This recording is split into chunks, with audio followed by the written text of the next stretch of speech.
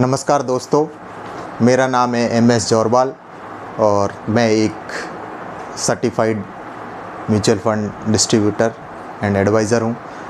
दोस्तों, आज हम एक स्पेशल टॉपिक पर वीडियो बनाएंगे जिसमें कंप्लीट आपके जो म्यूचुअल फंड्स के डाउट हैं, शुरुआत से लेकर के एंड तक, मतलब ख़रीदने से लेकर के लास्ट बेचने तक की जो सारी प्रक्रिया है और उसमें आने वाली जो सारी डिफ़िकल्टीज़ हैं और आपके डाउट्स हैं, वो आज एग्जैक्ट क्लियर कर देंगे। और दोस्तों, ये वीडियो एकदम नॉर्मल भाषा में होगा, कोई इसमें डिफ़िकल्ट वर्ड जारगूंस नहीं यूज किए जाएंगे जो कि टेक्निकल लैंग्वेज, जो कि आम निवेशकों हैं जो नॉन फाइनेंशियल बैकग्राउंड से आते हैं, उनको समझ में नहीं आए।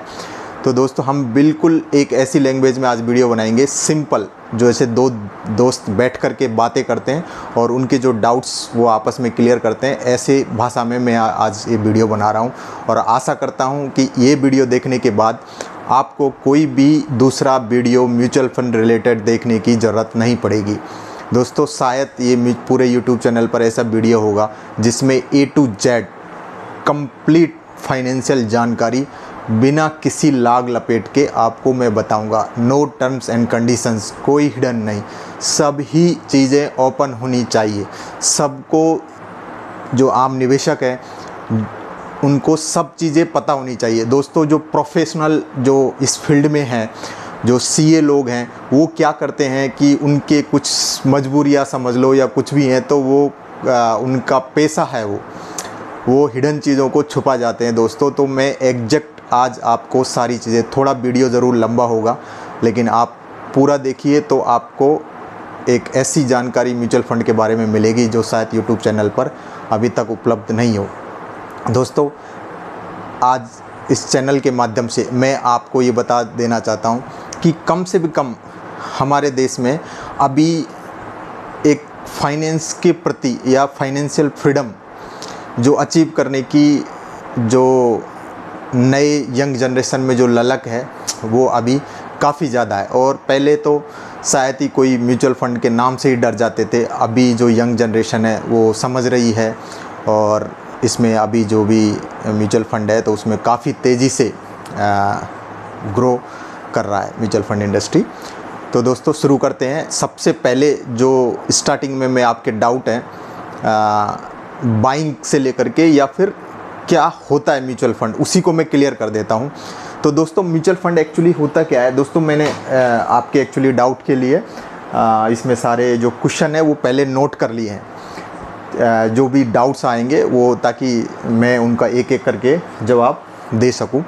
और एक स्टैंडर्ड डिस्क्लेमर दे देता हूं दोस्तों, मैं एक कोई सेबी रजिस्टर्ड नहीं हूं, तो कृपया आप कोई भी निवेश करने से पहले या कोई भी म्यूचुअल फंड खरीदने से पहले अपने वित्तीय सलाहकार से सलाह लेकर के ही निवेश करें, क्योंकि ये पैसे का मैटर है। मैं सीधा सा एकदम नॉर्मल लैंग्वेज में बता देता हूँ, ये पैसे का मैटर है। लॉस होगा तो आपको होगा, प्रॉफिट होगा तो आपको होगा, मुझे इससे कुछ नहीं मिलने वाला। लेकिन मेरा काम है फाइनेंशियल एजुकेशन देना, जो मैं कोशिश कर रहा हूँ मेरी तरफ से। दोस्तों, मैं और इस रिलेटेड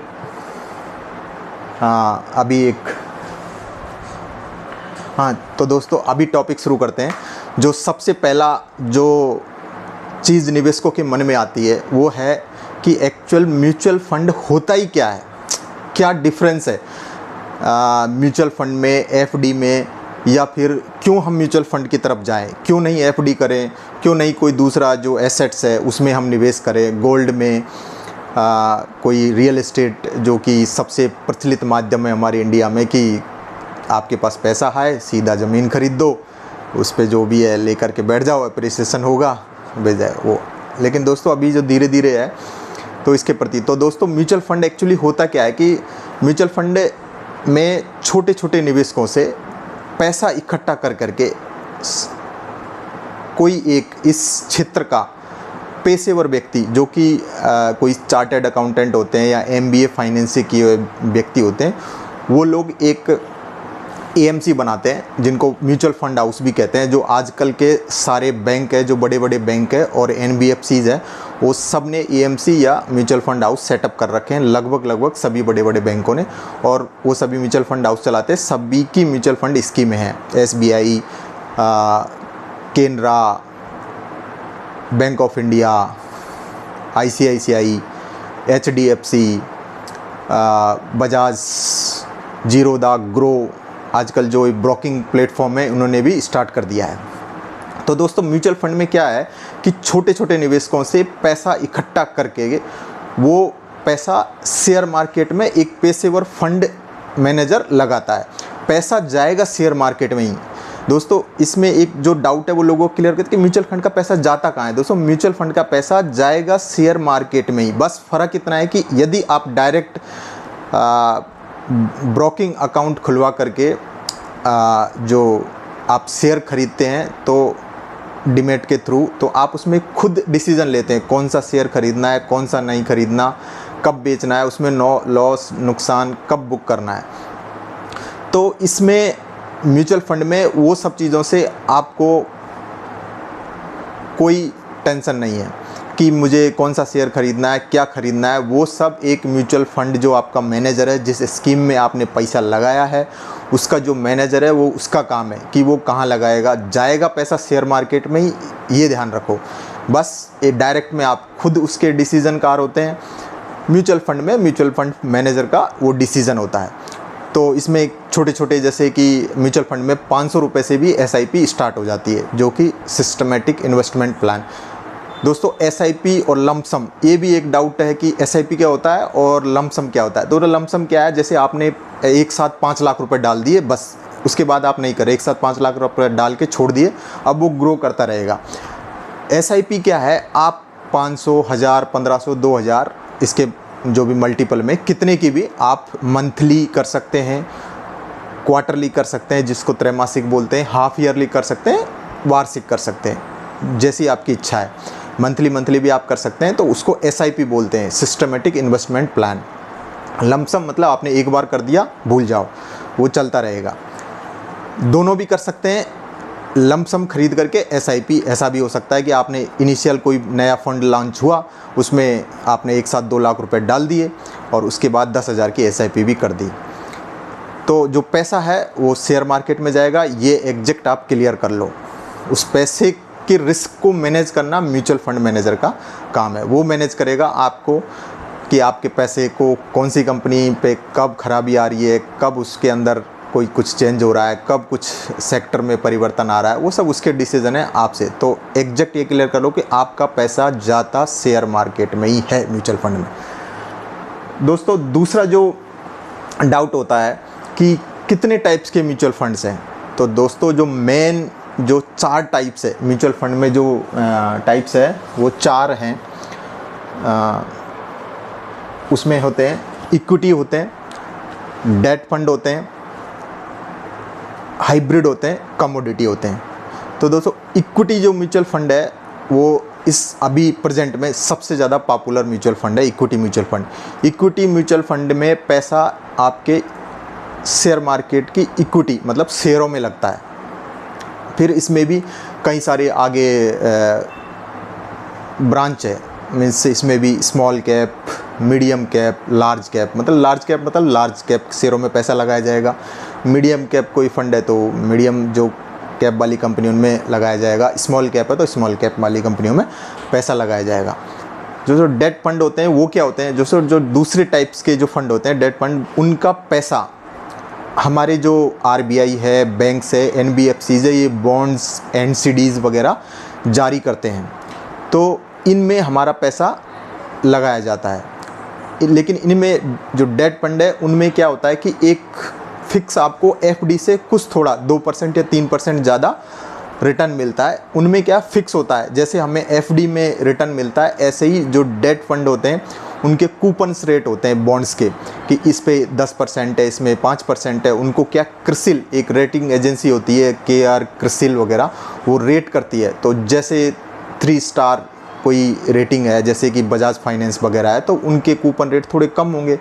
जो थोड़ी सी रिस्की NBFCs है या बैंक्स है, तो उनके जो रेट है 12% तक, जैसे IIFL वगैरह है, तो 12% तक भी अपने बॉन्ड्स जारी करते हैं या जो एनसीडीज़ वगैरह डिवेंचर्स वगैरह जारी करते हैं उन पे वो देते हैं, तो उनमें पैसा लगता है। तो दोस्तों जो डेट म्यूचुअल फंड है उनमें एक रिटर्न लगभग 10 से 12%, 11%, मतलब उतना ही रहेगा, 12% से ज़्यादा नहीं रहेगा, उतना ही मिलेगा उसके अंदर। वो जो सीनियर सिटीज़न मतलब 50 साल से ऊपर के जो हैं उनके लिए वो सूट करते हैं, मतलब आपको ज़्यादा रिस्क नहीं लेना है और मुझे एफडी से ज़्यादा रिटर्न मिल जाए तो आप डेट फंड में जा सकते हैं। दोस्तों तीसरे टाइप के जो म्यूचुअल फंड होते हैं वो हाइब्रिड होते हैं। हाइब्रिड में क्या होता है, दोनों का मिक्स होता है, इक्विटी में भी पैसा जाता है और डेट में भी पैसा जाता है। वो फंड मैनेजर डिसीजन करता है कि जब मार्केट अच्छा चल रहा होता है तो वो लोग इक्विटी में निवेश करते हैं, और जब वो शेयर मार्केट में मान ले गिरावट आ रही होती है तो वो उस पैसे को डेट में फिक्स शिफ्ट कर देते हैं, तो वो बैलेंस होता रहता है, उनको हाइब्रिड फंड बोलते हैं। और चौथे टाइप के जो फंड होते हैं दोस्तों वो होते हैं कमोडिटी फंड। कमोडिटी फंड है तो उस कमोडिटी फंड में अभी हमारे इंडिया में सिर्फ गोल्ड कमोडिटी फंड अवेलेबल है, सिर्फ गोल्ड के। तो उसमें सीधा सा जो गोल्ड फंड होते हैं वो गोल्ड में पैसा जाता है। अगर गोल्ड का भाव बढ़ेगा तो आपका जो निवेश का दाम बढ़ेगा, मतलब गोल्ड का जैसा परफॉर्म करेगा उसके ऊपर आपका उसका रिटर्न निर्भर करेगा। यदि गोल्ड का भाव गिर गया तो आपका जो म्यूचुअल फंड है वो भी अंडर परफॉर्म करेगा। सीधा सा उसका लिंक है कि अगर आप गोल्ड में निवेश करना चाहते हो, डायरेक्ट फिजिकल गोल्ड नहीं खरीदना चाहते, क्योंकि उसमें तो रिस्क है, कोई चोरी कर लेगा। घर में लाए ज्वेलरी है तो उस पर आपको क्या मेकिंग चार्ज वगैरह इतना देना पड़ता है आजकल, तो उसके लिए अगर आपको सीधा सोने में निवेश करना है तो आप गोल्ड फंड के थ्रू जा सकते हैं। ये तो फंड हो गया दोस्तों। इक्विटी में भी अभी दो तरह के फंड होते हैं, एक ओपन एंडेड होते हैं, एक क्लोज एंडेड होते हैं। दोस्तों ओपन एंडेड जो फंड होता है उसमें क्या है, कोई लिमिट नहीं है आपके टाइम की। आपने आज एसआईपी शुरू की या आपने आज लमसम निवेश किया, आपको 10 दिन के बाद पैसे की ज़रूरत पड़ गई या आप नहीं चाह रहे, वो फंड अच्छा प्रदर्शन नहीं कर रहा, आप कभी भी उसमें से एग्जिट कर सकते हैं, कोई लिमिट नहीं है। लेकिन विथ इन 1 ईयर के अंदर आप उसमें से रिडीम करते हैं तो आपको उसमें एग्जिट लोड देना पड़ता है। 1 साल के बाद आपको कोई भी ओपन एंडेड फंड में एग्जिट लोड नहीं लगता। दूसरा क्लोज एंडेड फंड होते हैं दोस्तों। क्लोज एंडेड फंड एक सर्टेन पीरियड के लिए जारी किए जाते हैं, 3 साल 5 साल। उसमें आपने एक बार पैसा डाल दिया तो उस पीरियड तक आप उस पैसे को विड्रॉ नहीं कर सकते। उसी में से एक टाइप आता है ELSS, equity linked saving scheme. ELSS होते हैं दोस्तों, वो ELSS है वो 3 साल के लिए लॉक इन पीरियड में रहते हैं। तो आपने एक बार निवेश कर दिया तो आप 3 साल तक ELSS में से पैसा नहीं निकाल सकते। ELSS में जो पैसा लगाते हैं दोस्तों उसमें हमें ATC के तहत छूट भी मिलती है इनकम टैक्स भरते समय। लेकिन अभी तो आपको पता है जो नए टैक्स रिजीम आए हैं तो उनका तो कोई यूज ही नहीं है क्योंकि जो लगभग पुराना टैक्स रिजीम ख़त्म कर दिया है, न्यू टैक्स में सब जा रहे हैं। तो ELSS का तो अभी कोई वो नहीं है, फ्यूचर नहीं है कि आप ELSS में आप ओपन एंडेड में निवेश करिए सीधा सा।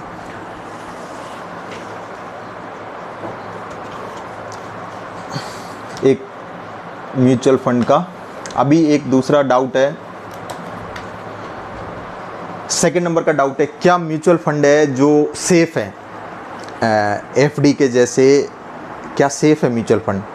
दोस्तों म्यूचुअल फंड का पैसा सेफ़ है क्योंकि म्यूचुअल फंड को जो चलाने वाले हैं वो भी बैंक है और मोस्टली NBFCs हैं जिनको कंट्रोल करता है RBI, reserve bank of India. हाँ रिस्क है, वो रिस्क है म्यूचुअल फंड में जो नॉर्मली होती है उतनी है, लेकिन ऐसा नहीं है कि आपका पैसा डूब जाएगा, कोई लेके भाग जाएगा। जैसा कि आम निवेशकों के मन में धारणा है, नहीं पता ही नहीं चलेगा, कोई पैसा लेकर के भाग गया हमारा, किससे जाके मांगेंगे। तो दोस्तों जो हमारे देश की जो संस्था रेगुलेटर है, जो इस क्षेत्र को रेगुलेट करते हैं, मीन्स सेबी, वो शायद वर्ल्ड की सबसे टफ रेगुलेटर है। उसके नियम कानून वर्ल्ड में सबसे कड़े हैं। तो दोस्तों RBI, उसके बाद सेबी, उसके बाद MP, जो म्यूचुअल फंड की जो संस्था है, ये मिल करके इस पूरी इंडस्ट्री को रेगुलेट करते हैं, इसके लिए नियम बनाते हैं। उसी के अनुसार इन म्यूचुअल फंड हाउसों को और उनमें काम करने वाले म्यूचुअल फंड मैनेजरों को काम करना होता है। वो अपनी मनमानी से कुछ भी नहीं कर सकते। जो भी गाइडलाइंस जो म्यूचुअल फंड के लिए सेबी, MP और RBI के थ्रू, जो टॉप हमारी बॉडी है, उसके थ्रू जो भी निर्देश आते हैं उन्हीं के अनुसार इनमें निवेश होता है। हाँ, लेकिन FD के जैसा नहीं है, क्योंकि FD में आपको पहले से ही पता है, फिक्स है, इतना रिटर्न मिलेगा। म्यूचुअल फंड में शेयर मार्केट के उतार चढ़ाव के अनुसार आपके रिटर्न्स ऊपर नीचे होते रहेंगे। लेकिन दोस्तों रिस्क है तो इसके, आपको अगर रिटर्न ज़्यादा चाहिए तो डेफिनेटली म्यूचुअल फंड में जाना पड़ेगा। दोस्तों FD में आपको एक क्लियर कर देता हूँ, जो हमारे आम निवेशक है उनको पता नहीं रहता है। FD में आपका पैसा का एप्रिसिएशन नहीं होता है, उसमें सिर्फ, क्योंकि जो FD का जो एक प्रिंसिपल है बैंकों के द्वारा जो सेट किया जाता है, उसमें ये है कि वो जो इंडिया में जो रेपो रेट है, RBI का जो रेपो रेट चलता है, उसके आधार पर वो अपने FD की रेट को फिक्स करते हैं। और RBI रेपो रेट किसके आधार पर फिक्स करता है? महंगाई के अनुसार। जो हमारे देश में महंगाई है उसके उतार चढ़ाव को देखते हुए RBI भी रेपो रेट को ऊपर नीचे करता है। तो दोस्तों सीधा सा जो FD का फंडा रहता है कि आपकी जो इन्फ्लेशन रेट है, महंगाई दर है, उससे के बराबर या उससे थोड़ा आधा %, 1% वो ज़्यादा FD पर रिटर्न देते हैं। तो उसमें आपका पैसा जस्ट आपके पैसे का डेप्रिसिएशन नहीं होता, उसकी वैल्यू नहीं घटती है, बस उसमें आपके पैसे का इजाफा नहीं होता है। वो गलतफहमी है लोगों को कि मैंने 5 साल कर दिया तो मेरा पैसा बढ़ गया। असल में उस पैसे का एप्रिसिएशन नहीं होता है, क्योंकि उतने 5 साल के बाद जितना पैसा मिला, रुपए के डेप्रिसिएशन के कारण रुपए की परचेजिंग पावर घट जाती है और आपका जो पैसा है उसका जो एक्चुअल वैल्यू है वो उतनी है जो आज 5 साल के से पहले थी। तीसरा जो डाउट है दोस्तों,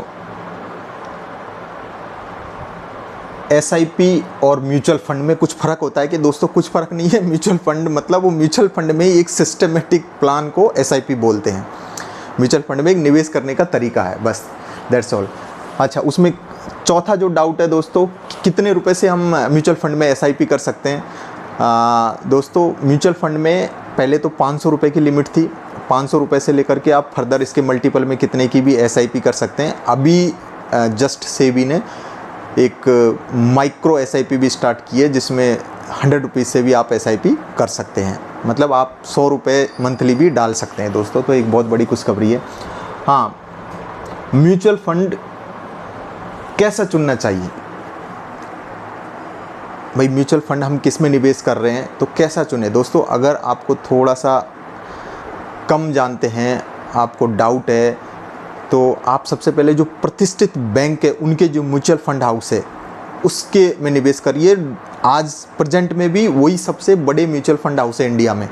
सबसे वो जो प्रेजेंट में आज का जो सबसे बड़ा म्यूचुअल फंड हाउस है वो है SBI AMC। सेकंड नंबर पे आता है HDFC, थर्ड नंबर पे ICICI प्रूडेंशियल AMC आता है। तो आपको अपने फेथ को बनाने के लिए, मतलब कि नहीं कोई छोटी ऐसी AMC आप ग्रो के साथ 0 तक साथ नहीं मेरा पैसे को लेके भाग जाएगा, तो आप SBI बैंक में जाकर के ही SBI म्यूचुअल फंड में निवेश करिए। तो जो आपका जो फेथ है वो बना रहेगा, क्योंकि आपको SBI पे भरोसा है। तो SBI पे भरोसा है, ICICI बैंक पे भरोसा है, तो उनके म्यूचुअल फंडों में आप निवेश करिए तो आपको थोड़ा टेंशन कम होगा। वैसे किसी में भी निवेश करने में कोई प्रॉब्लम नहीं है, क्योंकि दोस्तों सबका जो रेगुलेटर है वो तो एक ही है। तो उसका जो मीन्स प्रिंसिपल है म्यूचुअल फंड का, जो वर्किंग प्रिंसिपल है, वो सभी म्यूचुअल फंडों के एक जैसे ही समान है, उनमें कोई बदलाव नहीं है। अगर हर कैटेगरी का म्यूचुअल फंड, कोई से भी AMC का म्यूचुअल फंड हो, वो अगर लार्ज कैप फंड में निवेश करता है तो दोस्तों हमारे इंडिया में 0 से लेकर के 100 तक जो मार्केट कैप वाली कंपनियां हैं वो लार्ज कैप में आती है। तो सारे लार्ज कैप फंडों को इन्हीं 100 कंपनियों में निवेश करना कंपलसरी है। इनसे बाहर चाहे आप SBI के म्यूचुअल फंड में लगाओ, जीरोधा के में लगाओ, ग्रो के में लगाओ, इनसे बाहर वो नहीं कर सकते क्योंकि वो गाइडलाइंस है। ऐसे ही अगर मिड कैप फंड में निवेश करना है तो 101 से लेकर के 250 तक जो रैंक वाली मार्केट कैप के अनुसार कंपनियां हैं वो मिड कैप होती है। तो मिड कैप फंडों को इन्हीं 150 कंपनियों में 150 कंपनियों में निवेश करना है, इनसे बाहर वो नहीं जा सकते। उसके बाद 251 से लेकर के जो फर्दर मार्केट कैप वाली कंपनियां मतलब whole universe of the stock market है वो स्मॉल कैप में आते हैं और जो स्मॉल कैप फंड है वो इनमें निवेश करते हैं दोस्तों। क्योंकि इनका यूनिवर्स बहुत बड़ा है, इसीलिए स्मॉल कैप में जो उतार चढ़ाव है वो बहुत ज़्यादा होता है क्योंकि हर म्यूचुअल फंड मैनेजर के पास इसमें जो स्टॉक चूज करने के एक वैरायटी है तो इसमें अलग अलग हो सकते हैं, इसीलिए इसमें उतार चढ़ाव ज़्यादा रहता है। इसलिए small cap mutual fund choose करते समय आपको थोड़ा ज़्यादा सतर्क रहना चाहिए। आपको यदि कम निवेश या कम जोखिम के लिए निवेश करना है तो आप लार्ज कैप म्यूचुअल फंडों के साथ रहिए। अगला डाउट है क्या म्यूचुअल फंड में टैक्स लगता है? जी हाँ दोस्तों, म्यूचुअल फंड में टैक्स लगता है और जैसे शेयर मार्केट में हम डायरेक्ट निवेश करने पर टैक्स लगता है सेम उसी तरह से इसमें भी टैक्स लगता है दोस्तों। और इसमें जो टैक्स लगता है दोस्तों वो फ्लैट होता है, आपके जो स्लैब है उस पर निर्भर नहीं करता है। Fix short term STCG short term capital gain tax, LTCG long term capital gain tax, दोनों इस पे लगते हैं। 1 साल के अंदर अंदर आपने विड्रॉ कर लिए और उसमें आपको बेनिफिट हुआ तो आपको 12.5% STCG देना पड़ेगा, short term capital gain tax. 1 साल के बाद आपने उसमें से विड्रॉ किया और तो आपको 20% LTCG देना पड़ेगा। हाँ, लॉन्ग टर्म के लिए एक बेनिफिट है कि 1,25,000 तक आपको यदि गेन होता है तो उस पर आपको कोई टैक्स नहीं देना है, उसके बाद के जो अमाउंट है उस पर आपको टैक्स देना है। अगला जो डाउट है दोस्तों, कितने समय तक निवेश करना चाहिए? तो दोस्तों इसकी कोई लिमिट नहीं है, आप फुल लाइफ टाइम निवेश कर सकते हैं, आप 3 दिन के लिए भी निवेश कर सकते हैं। 3 दिन के बाद भी आपको नहीं पसंद आया तो आप अपने पैसे को विड्रॉ कर सकते हैं और फर्दर आपकी मर्जी आए जब तक आप होल्ड कर सकते हैं। लेकिन दोस्तों म्यूचुअल फंड में आपको लॉन्ग टर्म में निवेश रहना है, तभी आपका पैसा बनेगा। अच्छा, इसमें एक ये डाउट है, आप क्या कितने ईयर्स की मिनिमम लिमिट है निवेश करने के लिए, या एक कोई माइनर है, या भी जो भी म्यूचुअल फंड में निवेश कर सकता है? जी हाँ, माइनर भी निवेश कर सकते हैं, लेकिन उनके एक अलग से फॉर्म भरा जाता है जिसमें कि उनका गार्जियन है वो एक डिस्क्लेमर लिख के देता है। माइनर के नाम पे भी निवेश किया जा सकता है। वैसे म्यूचुअल फंड में कोई मीन्स आयु की सीमा नहीं है, आप कभी भी कितने भी साल के हो आप निवेश कर सकते हो। अब आप 80 साल के, 100 साल के आप जिंदे हैं तब तक आप निवेश कर सकते हैं, दैट्स ऑल, ये इसकी लिमिट है। अच्छा दोस्तों, उसके अंदर NAV क्या होती है? दोस्तों म्यूचुअल फंड में एक कॉमन वर्ड होता है NAV, नेट एसेट वैल्यू। दोस्तों जो सारे म्यूचुअल फंड, मतलब एक कोई म्यूचुअल फंड है, स्कीम है, उसके अंदर 10,000 निवेशकों ने पैसा लगाया हुआ है। तो दोस्तों 10,000 निवेशकों से जो पैसा इकट्ठा किया, जो भी हुआ पैसा आया, उसको फंड मैनेजर ने किसी स्टॉक में लगाया, स्टॉक्सों में लगाया, उससे जो बेनिफिट हुआ वो डे के अंत में जो टोटल बेनिफिट हुआ या महीने के अंत में, क्योंकि NAV डेली चेंज होती है, क्योंकि जो उसके उतार चढ़ाव है उसको ट्रैक किया जाता है, तो आपकी NAV है वो डेली शेयर मार्केट के आपके जो शेयर है, जो उस म्यूचुअल फंड के पोर्टफोलियो में जो शेयर है उसके अनुसार उसकी NAV को निर्धारित होती रहती है। तो वो प्रॉफिट को सभी कॉमनली आपने जितना पैसा निवेश किया उसके अनुसार उनमें बांट दिया जाता है। तो दोस्तों वो तो शेयर तो है नहीं आपको कि आपको पर्टिकुलर आपके पोर्टफोलियो में शेयर दे दिए जाएंगे। तो उसको NAV बोला जाता है, नेट एसेट वैल्यू। तो आपके अकाउंट में NAV के रूप में वो क्रिएट होता है।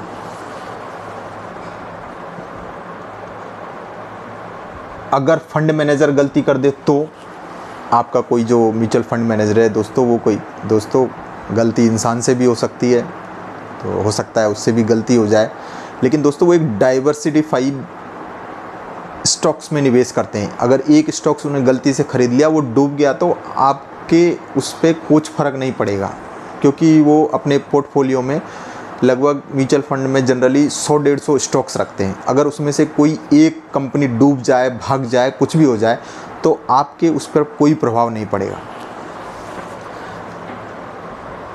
दोस्तों अगला जो डाउट रहता है, अगर सपोज कोई AMC भाग जाए, मतलब हमने जो निवेश किया है वो AMC भाग जाए, तो क्या होगा हमारे पैसे का? तो दोस्तों हमारा जो, मैं पहले भी एक बार बोल चुका हूँ, हमारा रेगुलेटर इतना कड़ा है कि शायद डिफ़ॉल्ट की संभावनाएं दोस्तों स्टॉक मार्केट में 100% तो कुछ भी नहीं है, फिर भी डिफ़ॉल्ट की संभावनाएं 0.00001 है। अगर फिर भी कुछ हो जाता है ऐसा, तो दोस्तों सेबी ने एक इन्वेस्टर प्रोटेक्शन फंड बना रखा है, जिसमें ये जो कोई भी गलती करते हैं उनसे वो पेनल्टी वसूलते रहते हैं और वो पैसा उसमें इकट्ठा होता रहता है। तो दोस्तों निवेशकों को उनकी नुकसान की भरपाई इन्वेस्टर प्रोटेक्शन फंड से करते हैं।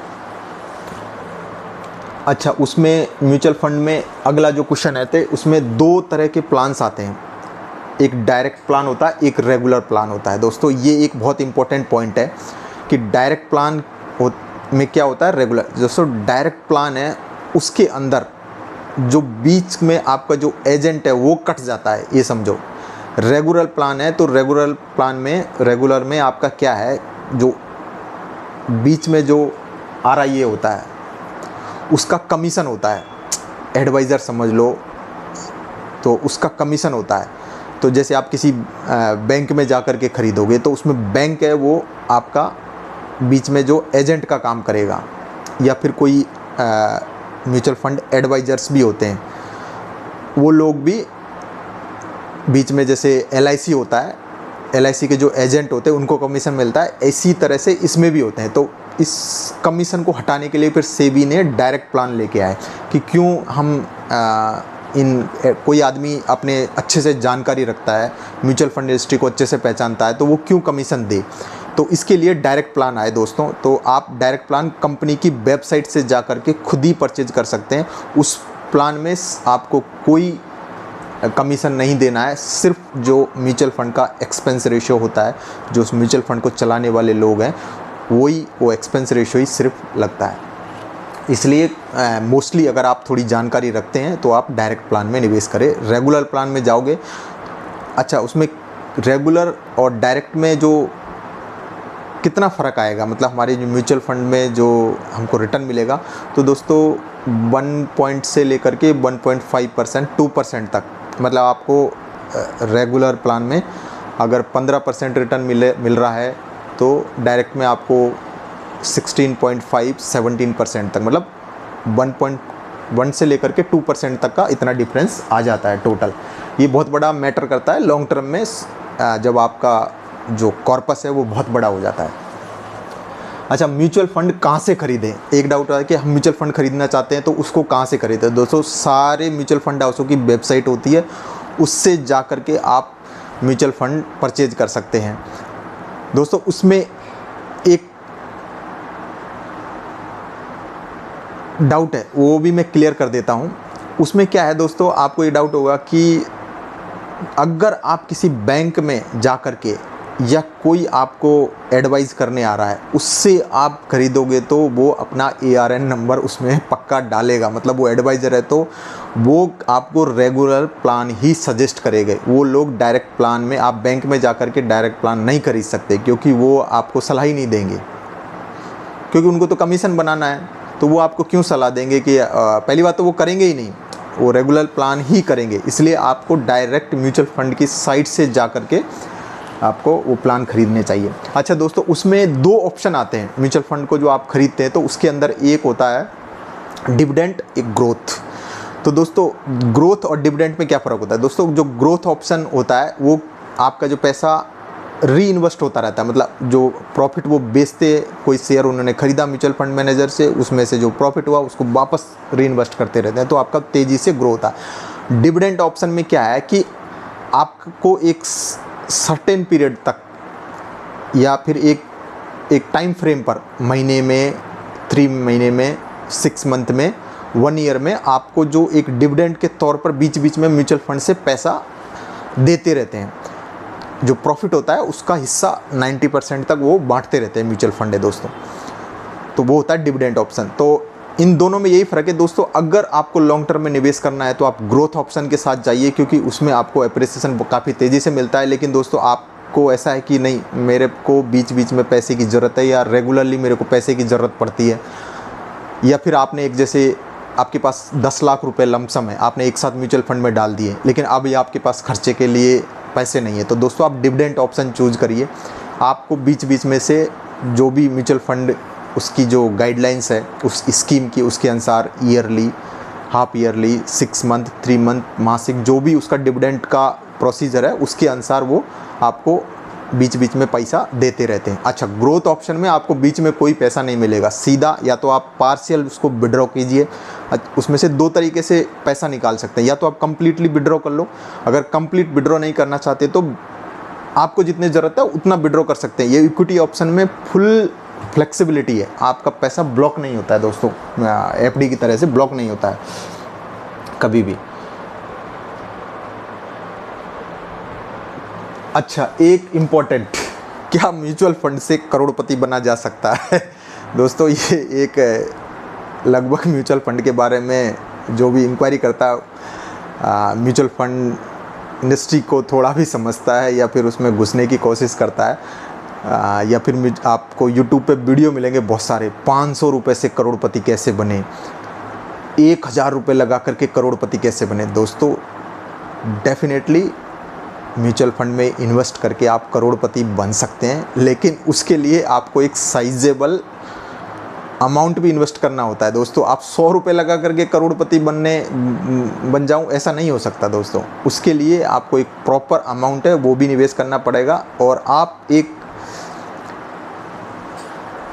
वाजिब, हिंदी में जिसको बोलते हैं एक वाजिब शब्द है, वाजिब अपेक्षा कीजिए कि इतना रिटर्न मिल जाए। मतलब आपको रेगुलरली 15% अगर शेयर मार्केट से रिटर्न मिल जाता है, CAGR, compound annual growth rate, CAGR बोलते हैं उसको, 15% से भी आपका अगर पैसा एप्रिसिएट होता है तो दोस्तों वो बहुत बड़ा अमाउंट, बहुत बड़ी वेल्थ क्रिएट कर देता है 20 साल में। दोस्तों म्यूचुअल फंड में आपका पैसे से ज़्यादा वैल्यू आपके टाइम की है।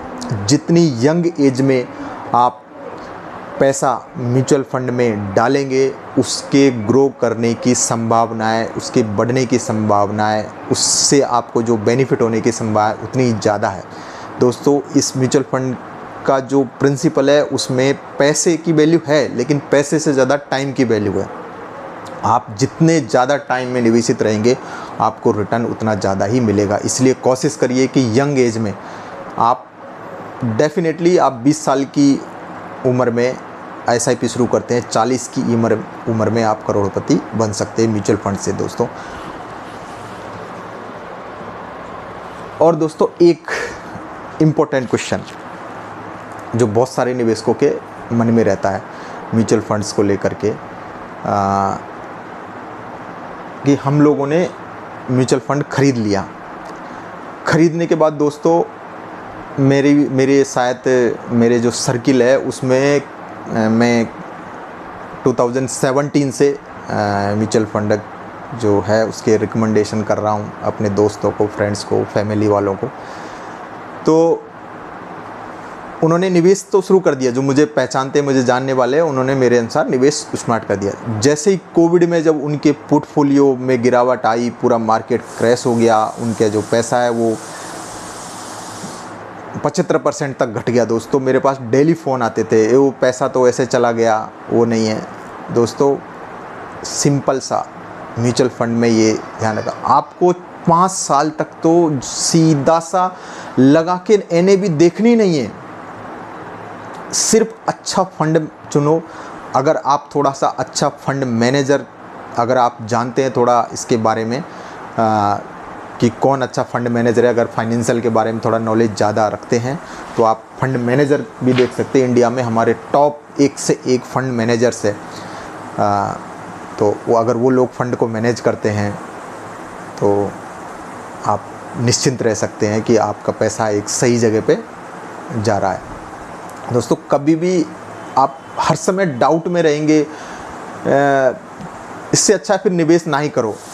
आप निवेश करो पीसफुल माइंड के साथ, मतलब आपको बैक एंड में टेंशन नहीं होना चाहिए। पहले अच्छे से जानकारी इकट्ठा करो, उसके बाद ही निवेश करो। अगर आप के मन में डाउट से या टेंशन है, पता नहीं पैसा कहाँ गया, मेरे दोस्त ने बोल दिया, मैंने लगा दिया, पता नहीं डूब जाएगा, तो फिर अगर आप चैन से सो नहीं पा रहे हैं तो इससे अच्छा है फिर जो आपको अच्छा लगे वहाँ आप निवेश करिए दोस्तों। लेकिन म्यूचुअल फंड प्रेजेंट में दोस्तों भारत एक ऐसे दौर से गुजर रहा है जहाँ पे शायद आज से 40-50 साल पहले